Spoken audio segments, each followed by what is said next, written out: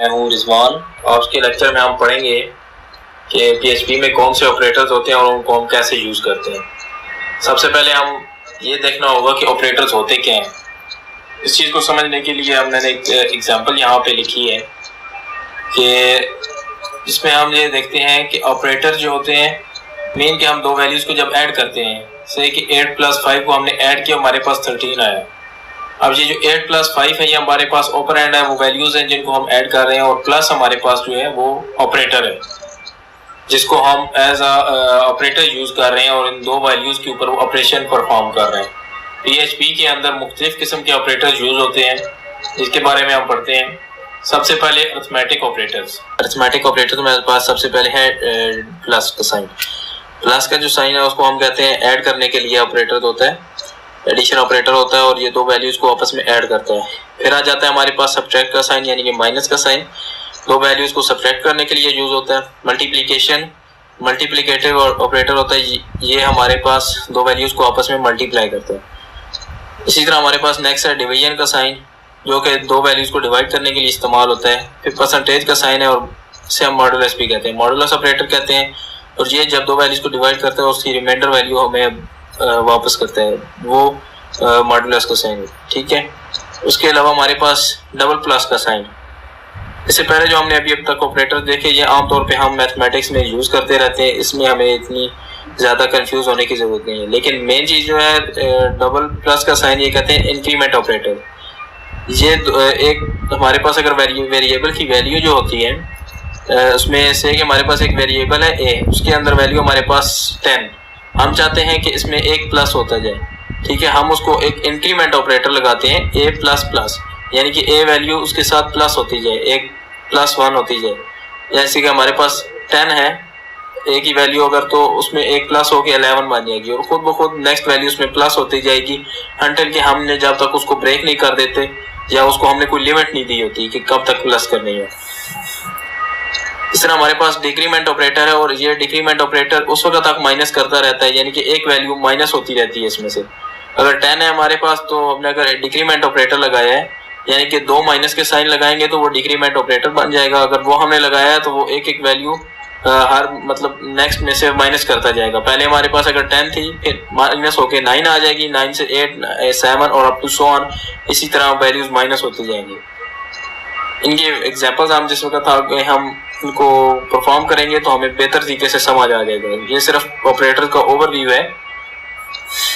Comparison operator. Comparison operator ऐसे operators होते हैं जो एक वैल्यू का मुवाजना दूसरी वैल्यू के साथ करते हैं। जैसे कि हमारे पास दो वैल्यूज हैं a और b, उनको आपस में हम उनको कंपेयर करना चाहते हैं, तो उसके लिए हम जो ऑपरेटर्स यूज करते हैं उसे क्या कंपैरिजन ऑपरेटर कहते हैं। कंपैरिजन ऑपरेटर हमारे पास मुख्तलिफ किस्म के होते हैं। एक हमारे पास आता है डबल इक्वल साइन। एक चीज यहाँ पे आपने याद रखनी है कि डबल इक्वल साइन जो होता है वो दो वैल्यूज को कंपेयर करने के लिए होता है, और सिंगल इक्वल साइन जो होता है वो किसी वेरिएबल को वैल्यू असाइन करने के लिए होता है। इन दोनों चीजों में बहुत डिफरेंस है, ठीक है। एक हम कहते हैं कि हमारे पास एक वेरिएबल है x और एक है हमारे पास y। हम कहते हैं कि इसको वेरिएबल की वैल्यूज दोनों हमारे पास सेम आए, इनको हम आपस में कंपेयर करें, तो उसके लिए हमें डबल इक्वल साइन लगाना पड़ेगा। लेकिन अगर हम लिखते हैं कि एक वेरिएबल है उसकी वैल्यू है 10, x है से उसकी वैल्यू हम देना चाहते हैं उसको 10, हमने उसको वैल्यू साइन कर दी 10, ठीक है। उसके लिए हम सिंगल इक्वल साइन यूज करेंगे। इस तरह आप जैसे देख रहे हैं डबल इक्वल साइन है, इसके सामने एग्जांपल में लिखा हुआ है a = b, ठीक है। इस तरह हम a की वैल्यू को b के साथ जो है कंपेयर कर रहे हैं। इसी तरह अगर हम एक्सक्लेमेशन मार्क लगा देते हैं और साथ इक्वल साइन लगा देते हैं तो वहां हमारे पास आ जाता है कि नॉट इक्वल टू। पहले वाला इक्वल टू, फिर नॉट इक्वल टू, कि एक वैल्यू दूसरे की इक्वल नहीं है। इसी तरह हमारे पास ग्रेटर देन का साइन है। अगर हम ये देखना चाहते हैं कि एक वैल्यू हमारे पास वेरिएबल ग्रेटर है दूसरे की वैल्यू से, तो उसके लिए हम ग्रेटर देन का साइन यूज करते हैं। इसी तरह हम एक लेस देन का साइन यूज करते हैं ये देखने के लिए कि एक वैल्यू दूसरी से कम है। और इसी तरह ग्रेटर देन इक्वल टू और लेस देन इक्वल टू के साइन यूज होते हैं, जो कि आमतौर पे हम मैथमेटिक्स में भी यूज करते हैं, ठीक है। तो हमारे पास लॉजिकल ऑपरेटर्स हैं, इनकी ट्रू या फॉल्स वैल्यू होती है, दो वैल्यू होती है, थर्ड वैल्यू कोई नहीं होती इनकी। एंड ऑपरेटर, सबसे पहले हमारे पास है एंड ऑपरेटर। इसको हम ऐसे यूज करते हैं कि जब तक दोनों वैल्यू ट्रू नहीं होगी हमारे पास फंक्शन की वैल्यू ट्रू नहीं होगी, ठीक है। यानी कि a and b are true, if a and b are true then result will be true, and if any one of a and b is false हमारे पास रिजल्ट उसका फॉल्स आएगा। नेक्स्ट है हमारे पास और ऑपरेटर। और ऑपरेटर को हम इस तरह लिखते हैं, इसमें हम और लिखते हैं एक वैल्यू को और दूसरी वैल्यू के दरमियान हम और लिखते हैं। इसमें मतलब ये होता है कि अगर एक वैल्यू इनमें से दोनों में से कोई एक वैल्यू अगर ट्रू होगी तो हमारी जो है आंसर हमारे पास ट्रू आएगा। अगर दोनों वैल्यू फॉल्स होंगी तो तब भी फॉल्स आएगा, और दोनों वैल्यू ट्रू होंगी तब भी ट्रू आएगा, और अगर कोई एक वैल्यू इनमें से ट्रू होगी तो तब भी हमारे पास ट्रू आएगा, ठीक है। और नेक्स्ट हम देखते हैं कि एंड साइन जो हम डालते हैं, एंड के दो एंड के साइन डालते हैं जो एंड ऑपरेटर की जगह हम यूज करते हैं, ठीक है।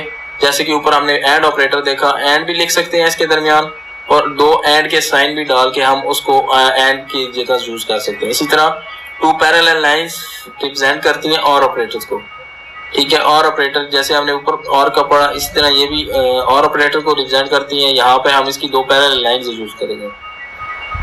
इस तरह हमारे पास है नॉट ऑपरेटर। नॉट ऑपरेटर को रिप्रेजेंट करता है एक्सक्लेमेशन मार्क। एक्सक्लेमेशन मार्क के जरिए हम कोई भी वैल्यू जो होती है उसको अगर नॉट कर रहा है तो नॉट उसके लिए यूज होता है।